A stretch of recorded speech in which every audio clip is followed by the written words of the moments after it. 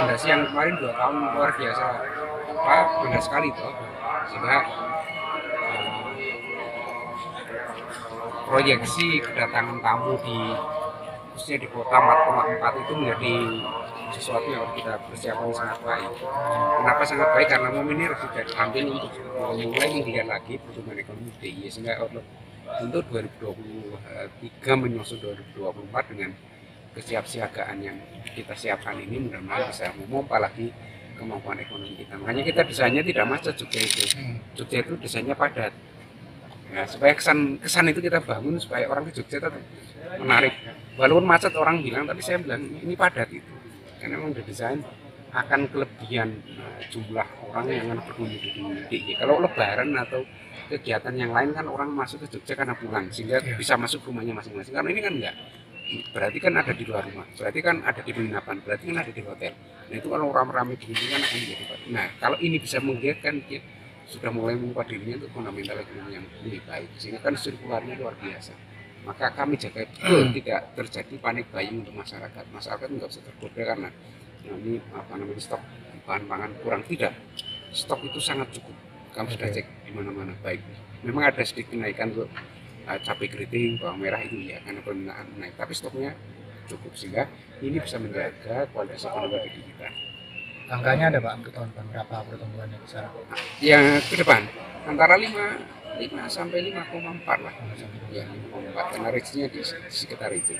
Karena kita masih kan perbaikannya belum begitu penuh ya. Kalau ini speednya bisa kita tingkatkan mulai tahun ini, fondasinya jalan, maka kita bisa diangkat. Sekarang aja bisa kita tahan di 5,3. Gitu. Nah kalau ini sudah naik kan tol jalan masalahnya ya kan, walaupun pembangunan belum dimulai kan bahasan sudah jalan. Kemudian proyek yang lain dari arah timur ke barat kan juga sudah dimulai. Nanti kami akan buka jalur yang ke Gunung Kidul lewat jalur yang utara, yang belum dikenal itu ke utara, dari utara selatan Boko itu, selatan Boko naik ke Beresi Candijo naik ke atas, itu akan membawa pertumbuhan di atas. Sementara di selatan dengan selesainya pembangunan jembatan Pandan Simo itu akan menguatkan fondasi di wilayah selatan. Kalau itu jadi menjadi ikon baru kan, Seranan 2 dan Pandan Simo yang kita desain oleh pemerintah pusat 2024 selesai dan kelar. Nah ini segmen untuk infrastruktur memompa pertumbuhan ekonomi di selatan dan tol yang ada di utara. Itu kami punya keyakinan sih. Sektor yang mungkin didorong Pak tahun depan apa? Kalau saya pariwisata, ya tetap ekonomi kita tetap jalan sih. Karena segmen kita sudah kebaca betul. Makanya banyak kan bisa lihat selama ini kan padat sekali. Kita tidak berpengaruh asing atau domestik, yang penting bisa belanja kalau gitu. Belanjakan kan menjadi penting. Kalau kesini tidak belanja kan sama saja. Makanya kita belanja, tourism itu menjadi quality tourism gitu. Jadi kalau toleng Austin-nya 1,9 ya, belum sampai 2. Bagi kami tidak begitu risiko kosnya. Tapi begitu orang keluar, ada orang masuk.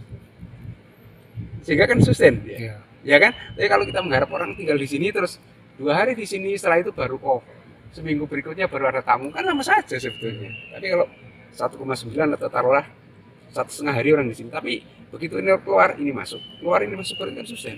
Keberlanjutan berarti kan dia hidup terus. Bayangin aja kalau sekarang penjenengan book hotel di sini tahun baru full semua, kalau nggak di pinggir. Nah kalau ini kita tahan sampai tanggal 7 taruhlah, sampai liburan, ekonomi kita mulai luar biasa. Oke, gitu ya.